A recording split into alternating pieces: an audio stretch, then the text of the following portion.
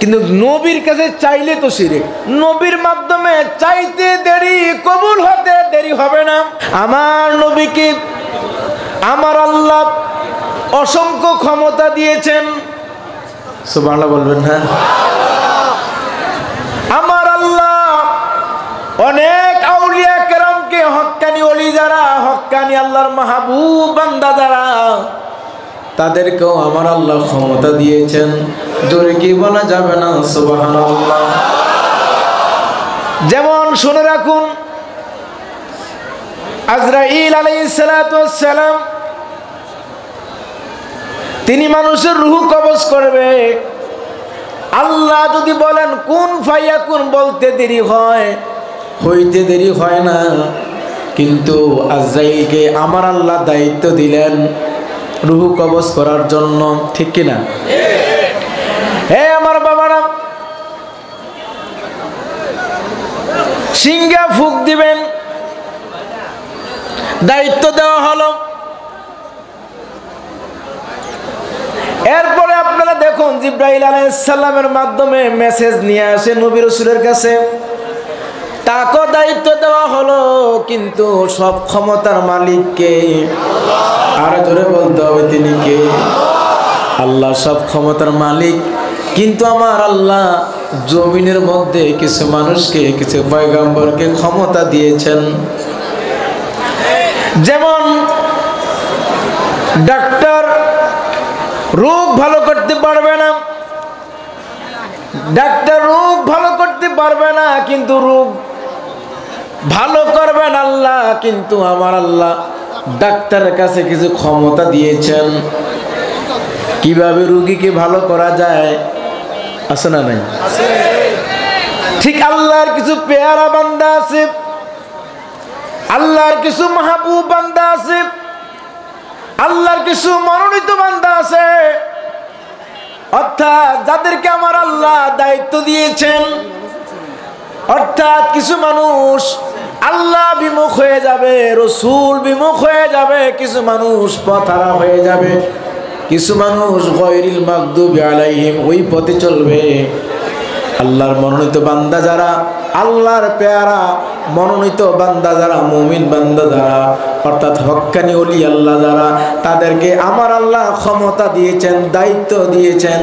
অর্থাৎ তাদেরকে সিরাতাল মুস্তাকিমে উঠার জন্য এবং উঠানোর জন্য। জোরে বলুন সুবহানাল্লাহ। ক্ষমতা কার? জোরে বলেন। ক্ষমতা আল্লাহ। কিন্তু বন্ধুরা আমার, বাবারা আমার, আল্লাহর হুকুমে কোনো কিছু হয় না। আমরা যদি কোনো কিছু চাইতে হয়, চাইবো কার কাছে? জোরে বলেন না। আমরা কোনো কিছু চাইতে হলে চাইবো আল্লাহর কাছে। এখন আল্লাহর কাছে চাইলে কেউ শিরক বলবে না, বলবে না? কথা বলেন, শিরক বলবে না। কিন্তু যদি নবীর কাছে চাইতে হয়, নবীর কাছে কোনো কিছু চাওয়া হয়, তখন অনেকেই শিরক বলবে। ওলি আল্লাহটা পরের ব্যাপার, কিন্তু নবীর কাছে চাইলে তো শিরক, আছে না? আহা, নবী বুঝে না। দেখুন, মরুভূমির মধ্যে অনেক দিন ধরে বৃষ্টি হয় না। সাহাবায়ে কেরাম নবীর দরবারে আরজ করলেন, ইয়া রাসূলুল্লাহ, ইয়া হাবিবাল্লাহ, বৃষ্টির খুব প্রয়োজন। হুজুর, আপনি দয়া করে আল্লাহর দরবারে দরখাস্ত করেন, বৃষ্টির খুব প্রয়োজন, বৃষ্টির খুব প্রয়োজন। আপনারা বলুন, সাহাবায়ে কেরাম কার কাছে বলেছেন? নবীর কাছে। জোরে বলেন না কেন? কার কাছে? নবীর কাছে বলেছেন। কারণ তারা জানে নবীর মাধ্যমে চাইতে দেরি, কবুল হতে দেরি হবে না। তাহলে সাহাবায়ে কেরাম শিরক বুঝে না নাকি? আমরাই বুঝি। ইয়া রাসূলুল্লাহ, ইয়া হাবিবাল্লাহ, ওগো দয়াল নবী, ওগো মায়ার নবী, আপনি দয়া করে আমাদের জন্য বৃষ্টির ব্যবস্থা করুন। সরকার দু আলম নবী মুহাম্মদ রাসূলুল্লাহ সাল্লাল্লাহু আলাইহি ওয়াসাল্লাম সাহাবীদেরকে নিয়ে আল্লাহর দরবারে হাত বাড়াইলেন। রব্বে কারীম বৃষ্টির খুব প্রয়োজন, আপনি দয়া করে রহমতের বৃষ্টি দান করুন। সরকার দু আলম নবী মুহাম্মদ রাসূলুল্লাহ সাল্লাল্লাহু আলাইহি ওয়াসাল্লাম দোয়া করতে দেরি হলো, রহমতের বৃষ্টি জমিনে পড়তে দেরি হলো না। এখন বৃষ্টি হচ্ছে কিন্তু নামার বৃষ্টি জমিনে পড়ার জন্য দোয়া করা হলো, বন্ধ করার জন্য দোয়া করা হয় নাই। একটি সপ্তাহ হয়ে গেল, ঠিক এক সপ্তাহ। কয় সপ্তাহ? এক সপ্তাহ ধরে বৃষ্টি হচ্ছে, বৃষ্টি কোনো বন্ধ নাই। জুমার দিনে একজন সাহাবী উঠে কয়, ইয়া রাসূলুল্লাহ, ইয়া হাবিবাল্লাহ, ওগো দয়াল নবী, ওগো মায়ের নবী, এই জুমার দিনে আজকে জুমার নামাজ পড়তে অনেকে আসতে কষ্ট হয়েছে। কয় কেন? কয় এমন ভাবে বৃষ্টি হচ্ছে, বৃষ্টির পানি অনেক বেড়ে গেছে। ইয়া রাসূলুল্লাহ, ইয়া হাবিবাল্লাহ, আপনি দোয়া করেছেন বৃষ্টি হওয়ার জন্য, বৃষ্টি হয়েছে কিন্তু বন্ধ করার জন্য তো দোয়া করেন নাই। আপনি একটু দয়া করে আল্লাহর দরবারে বৃষ্টি যেন এখন না হয়, পর্যাপ্ত বৃষ্টি হয়েছে, আপনি দয়া করে আল্লাহর দরবারে বলুন বৃষ্টি যেন এখন বন্ধ হয়ে যায়।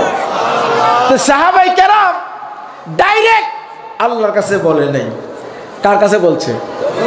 কেন বলছে? আকীদা, তাদের ঈমান যে রাসূল বললেই হয়ে যাবে। সুবহানাল্লাহ বলবেন না? জুমার দিনে আল্লাহর হাবিব সরকার দু আলম নবী মুহাম্মদ রাসূলুল্লাহ সাল্লাল্লাহু আলাইহি ওয়াসাল্লাম দুইটা নুরানি হাত আল্লাহর দরবারে উঠে বললেন, রব্বে কারীম, পর্যাপ্ত বৃষ্টি দেওয়া হয়েছে, এখন আর বৃষ্টির প্রয়োজন হয় নাই, আপনি দয়া করে বৃষ্টি বন্ধ করে দিন। আল্লাহ রসুল সরকার দু আলম হাত উঠাতে নামতে দেরি হলো। হায় হায়, এই মুহূর্তের ভিতরে বৃষ্টি পড়া বন্ধ হয়ে গেল। কেউ বা বলে নবী গোলাপেরই ফুল, কেউ বা বলে নবী নূরেরই পুতুল, কেউ বা বলে নবী গোলাপেরই ফুল, কেউ বা বলে নবী নূরেরই পুতুল। ওরে নয় সে পুতুল নয় সে গোলাপ, নয় সে পুতুল নয় সে গোলাপ, নূর আল্লাহ ইয়া মুহাম্মদ মুস্তাফা নবী সাল্লাল্লাহু আলাইহি ইয়া মুহাম্মদ মুস্তাফা নবী, বলুন ইয়া মুহাম্মদ মুস্তাফা নবী। হে আমার ভাইরা, আমি এই কথাগুলি বলার উদ্দেশ্য হলো, আল্লাহ ক্ষমতা দিয়েছেন নবীকে, ইজ্জত দিয়েছেন নবীকে। আপনার কোনো সমস্যা? জোরে কোন সমস্যা? আপনার আমার সমস্যা থাকার কথা নয়। আল্লাহ বলেছেন, ওয়ারাফানা লাকা যিকরাক, হাবিব রে, আমি আপনার শান, আমি আপনার মান, আমি আপনার জিকির উঁচু করে দিয়েছি। জোরে বলুন সুবহানাল্লাহ।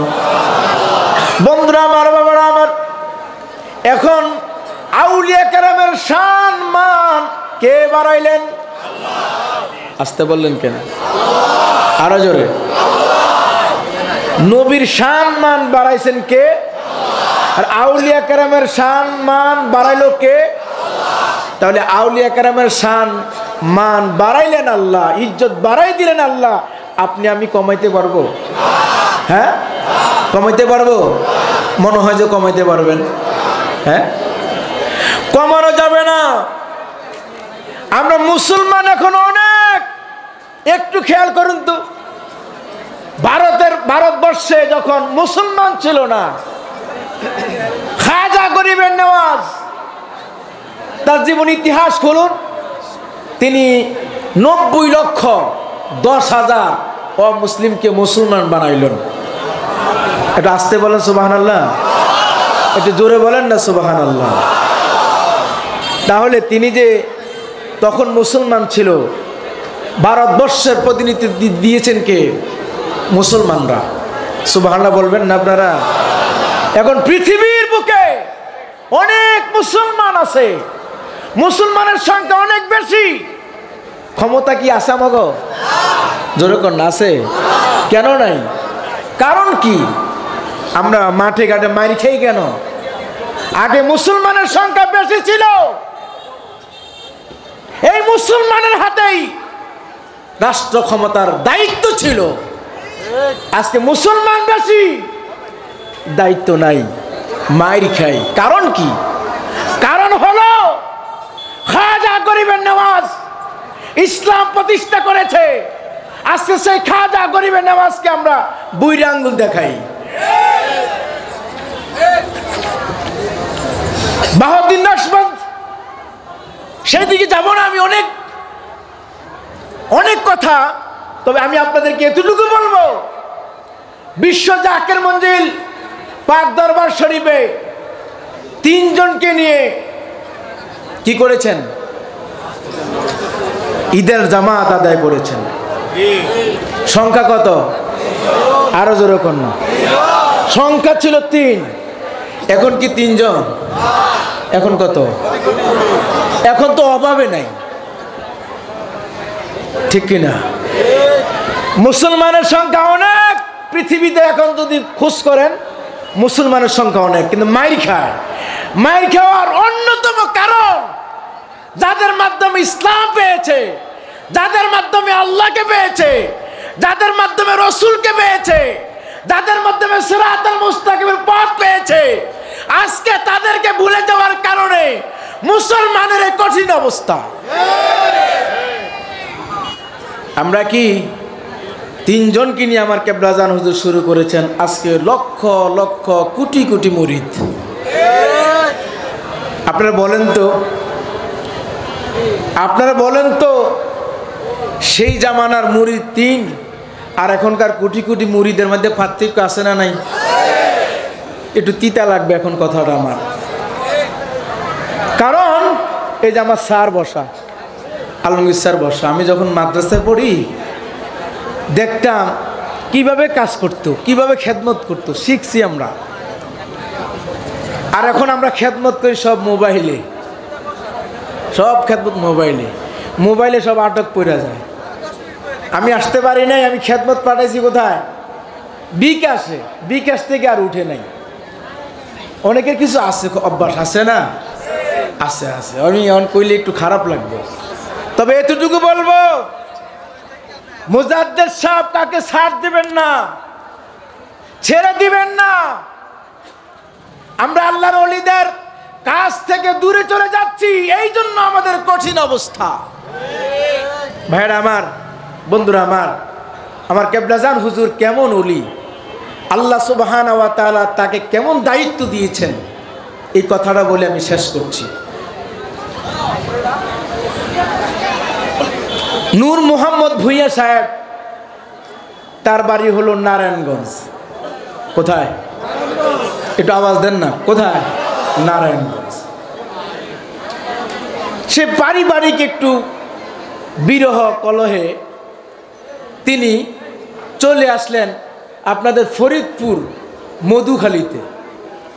এখনো কর্মী গ্রুপের দায়িত্ব আছে আয়ুব ভাই, এর বানোয়াট কথা না, জ্বলন্ত প্রমাণের কথা বলছি। নূর মোহাম্মদ ভূঁইয়া সাহেব পারিবারিক কলহে তিনি একটু নারায়ণগঞ্জ থেকে চলে গেলেন মধুখালীতে যাওয়ার পরে ওখানে তিনি উঠা বসা করা শুরু করলেন, থাকার ব্যবস্থা করলেন। কিন্তু তিনি চাকরি করেন নারায়ণগঞ্জে আদমজি মেইলে। সুবহানাল্লাহ বলবেন না আপনারা? তো সেখানে যেই মাত্র উনি আসা যাওয়া বসা শুরু করলেন, তখন আমাদের যে জাকের ভাই আয়ুব ভাই, তার সাথে একটু উঠা বসা হয়, চা খায় বা কোথায় যান, বলে যে আমি আট্টসি যাই, এরকম কথাবার্তা হচ্ছে। কিন্তু নূর মোহাম্মদ ভূঁইয়া সাহেব আট্টসি আসেন নাই। আদমজি যখন চলে গেলেন আবার চাকরির ক্ষেত্রে, সেখানে তার সাথে একজন লোক দেশের বাড়িতে বলেন, ভাই আপনি এখন কোথায় থাকেন? বলল, আমি তো এখন ফরিদপুর মধুখালীতে থাকি। জোরে কি বলা যাবে না সুবহানাল্লাহ? আমার ভাইয়েরা, আমার বন্ধুরা, নূর মোহাম্মদ ভূঁইয়া সাহেবের সাথে তার দেশের নারায়ণগঞ্জের একজন ভাই শুক্কুর ভাই বললেন, কোথায় থাকেন? তিনি বললেন, ফরিদপুর মধুখালীতে থাকি। বলল, ভাই আমাকে একটু নেওয়া যাবে নি আপনার সাথে? নূর মোহাম্মদ ভূঁইয়া সাহেব বললেন, দাওয়াত রইল, আপনি যাবেন, সমস্যা কি? কোনো তো সমস্যা নাই, আপনি যাবেন। আমার বন্ধুরা, আমার বাবারা, ঠিক কিছুদিন পরে নূর মোহাম্মদ ভূঁইয়া সাহেবের বাড়িতে শুক্কুর আলী সাহেব গেলেন। নূর মোহাম্মদ ভূঁইয়া সাহেবের বাড়িতে, সেখানে তার ফ্যামিলিও থাকে, কিন্তু শুক্কুর আলী এখন আসার পরে বলতেছে, নূর মোহাম্মদ ভূঁইয়া সাহেবরে বলতেছে, ভাই আমি আর নারায়ণগঞ্জে এখন যাব না, আমাকে একটা কাজের ব্যবস্থা করা যায় কি যায় না? নূর মোহাম্মদ ভূঁইয়া সাহেব আমাদের আইয়ুব আলী ভাইয়ের সাথে উঠা বসা করে শুক্কুর আলীকে বললেন, ঠিক আছে, দেখা যাক কি করা যায়, একটু অপেক্ষা থাকেন। আইয়ুব আলী ভাইয়ের সাথে বলল, ভাই ও ভাই, আমার দেশ থেকে একজন মেহমান আসছে, সে এখন এই দেশে থাকতে চায়, কিছু একটা করতে চায়, একটু বলেন কি করা যায়? আইয়ুব আলী ভাই বললেন, নূর মোহাম্মদ ভাই, চিন্তা করার কোনো দরকার নাই, যেই লোকটা আসছে এই লোকটা তো আপনার দেশের। কয়, হ্যাঁ আমার দেশের। কয়, তাহলে আমার বাড়িতে গরু ছাগল অর্থাৎ রাখালি কাজে, পাটের সময় পাট কাটবে, ধানের সময় ধান কাটবে, গরু ছাগল রাখবে, বছরের মতো অর্থাৎ বাৎসরিক কাজ করবে, বছর শেষে আমি 5,000 টাকা দিব। কয় হাজার? এটা 80 দশকের কথা। হ্যাঁ, কয় হাজার? 5,000 টাকা দিব। আমার বন্ধুরা, আমার বাবারা রাজি হয়ে গেলেন, কিন্তু শুক্কুর আলী রাজি হলেন, কাজকর্ম শুরু করলেন। আমাদের আইয়ুব ভাই এবং নূর মোহাম্মদ ভূঁইয়া সাহেব একদিন দরবার শরীফে আসলেন। নূর মোহাম্মদ ভূঁইয়া সাহেব কখনো দরবারে আসে নাই, আইয়ুব আলী সাহেবের সাথে দরবারে প্রথম আসলেন, একবার দুইবার তিনবার এভাবে আসলেন। আসার পরে একটু একটু ভালো লাগে, তখন তরিকা বলতে তেমন কিছু বুঝে না। বন্ধুরা, আমার বাবার, আমার শুক্কুর আলী সাহেব প্রতিদিন কাজ করেন, কিন্তু কাজের ফাঁকে এখন ওই এলাকার মধ্যে এমন একজন মানুষের সাথে, এমন একটা মানুষের বংশধরের সাথে মেয়ের সাথে পরিচয় হলো। শুক্কুর আলী সাহেব বিয়ে করে ফেললেন। কি করলেন? বিয়ে করলেন। বিয়ে করার পরে এখন প্রতিদিন আইয়ুব আলী ভাইয়ের বাড়িতে কাজ করতে আসে, কিন্তু বিয়ে করার পরে 3 দিন পরে একদিন আসে, 4 দিন পরে একদিন আসে, সপ্তাহে 2 বার আসে, ভালোভাবে কাজে আসে না। আইয়ুব আলী ভাই বললেন, নূর মোহাম্মদ ভূঁইয়া ভাই, আপনি যে আমাকে লোকটা দিয়েছেন, এতদিন তো ঠিক মতো আসছে, এখন কেন ঠিক মতো কাজে আসে না? নূর মোহাম্মদ ভূঁইয়া সাহেব শুক্কুর আলীকে বললেন, শুক্কুর আলী সাহেব, ও শুক্কুর আলী, তোমাকে আমি কাজে দিলাম, তো এখন তুমি রেগুলার কেন কাজে যাও না? আগে তো কাজে যাইতা, এখন কেন কাজে যায় না? ওই ভাই, লজ্জার কি কথা বলবো, আমি তো বিয়ে করে ফেলেছি। কি করছে? বিয়ে করে ফেলেছি। এখন শুনেন, অত দূরের থেকে আইয়ুব আলী সাহেবের বাড়িতে আসতে, কাজ করতে আমার খুব কষ্ট হয়, আসা যায় না, অনেক দূর হয়। কিছু মনে করেন না, আপনার ঘরের মধ্যে তো রুম খালি আছে, আপনি কি দয়া করে আমাকে একটা রুম দিতে পারেন কিনা? যদি দেন তাহলে তো ভালো হয়। সুবহানাল্লাহ। বন্ধুরা আমার, বাবার আমার, একটু খেয়াল করুন, নূর মোহাম্মদ ভূঁইয়া ভাই তিনি সহজ সরল মানুষ, তিনি বললেন থাকা যায়, সমস্যা নাই। থাকতে দিলেন, খেতে দিলেন, সব কিছু করলেন। এখন আবার রেগুলার ঠিক মতো আইয়ুব আলী ভাই বাড়িতে যায়, কাজকর্ম করে, কোনো সমস্যা নাই। কিন্তু শুক্কুর আলীর বউর অভ্যাস একটু খারাপ আছিল। খারাপটা কি? যেখানে থাকতে দিল সেখানে জিনিসগুলো একটু এলোমেলো করে। যেমন গ্রামের মধ্যে মুরগিতে ডিম পাড়ে, হাঁসে ডিম পাড়ে, পারে কি পারে না বলেন?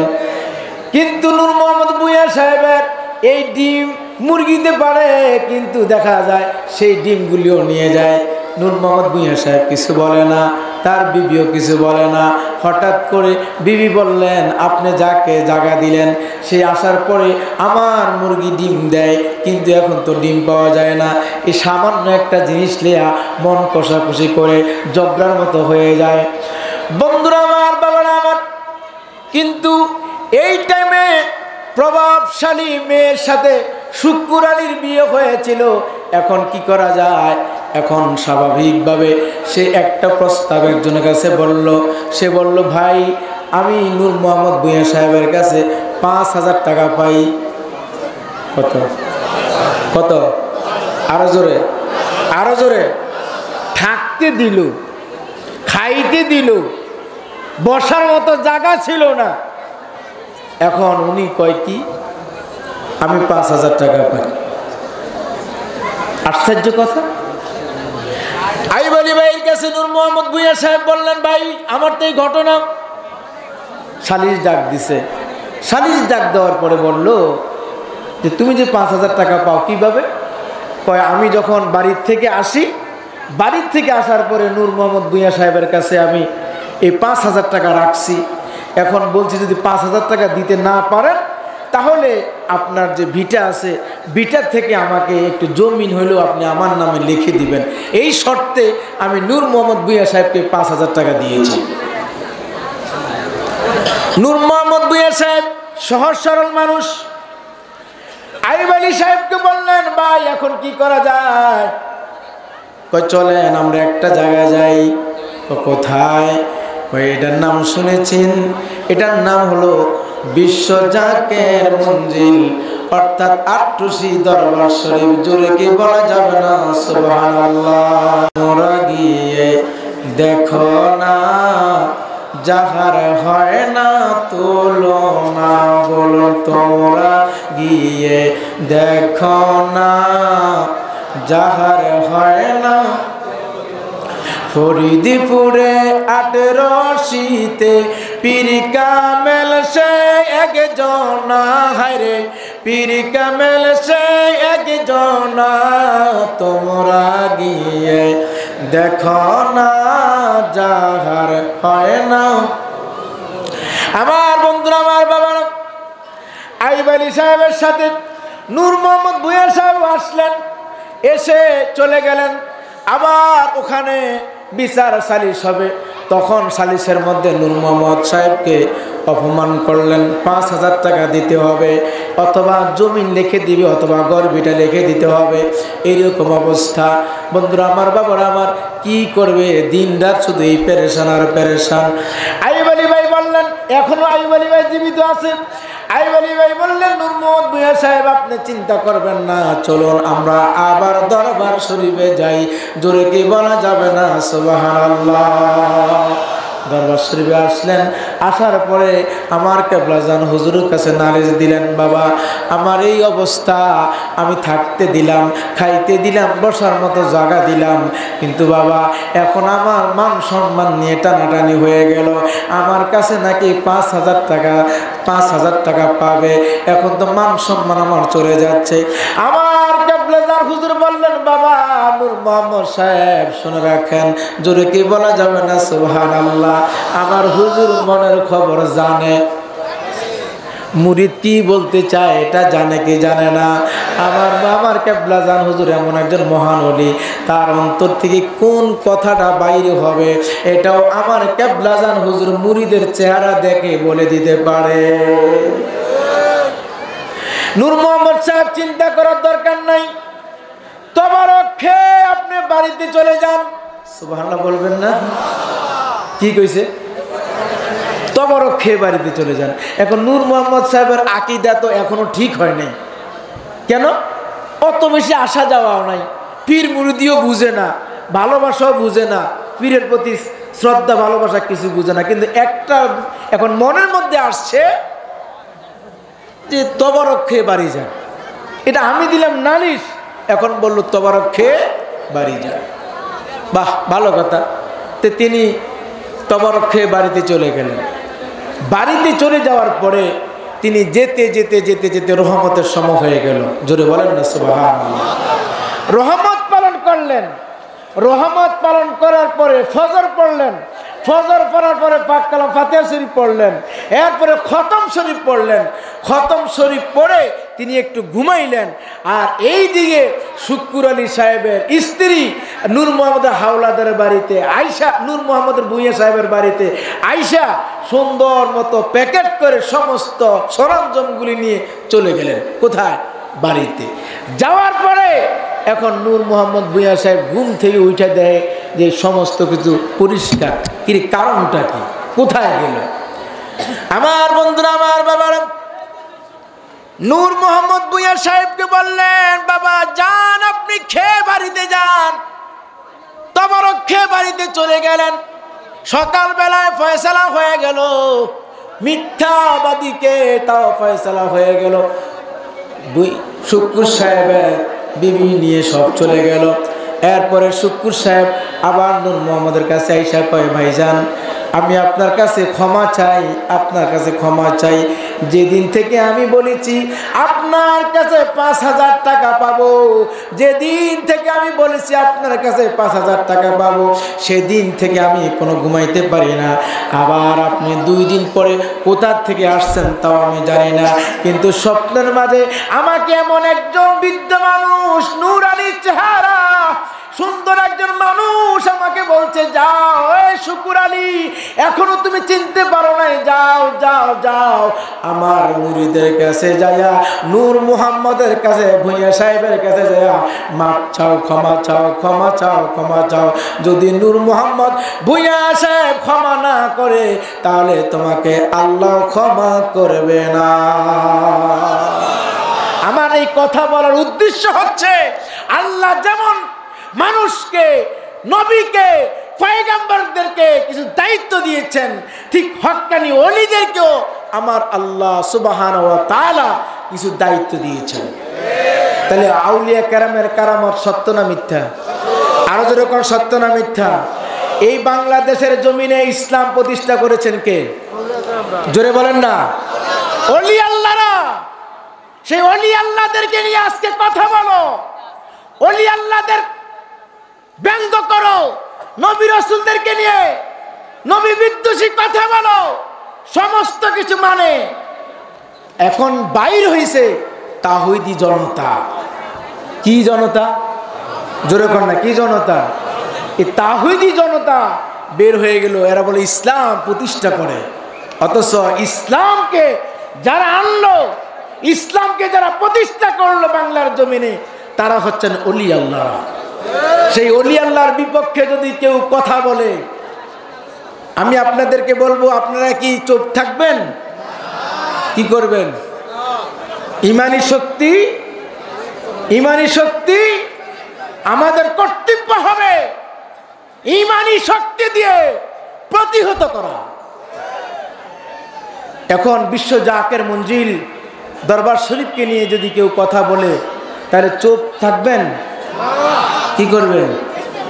পয়সা চালাবেন, শেষা শেষির দরকার নাই। তবে এতটুকু বলবো, বিশ্ব জাকের মঞ্জিলকে নিয়ে যারা আঙ্গুল উঠে কথা বলতে চায়, তাদের আঙ্গুলকে শক্ত হাতে আমরাই দমন করতে পারবো ইনশাআল্লাহ।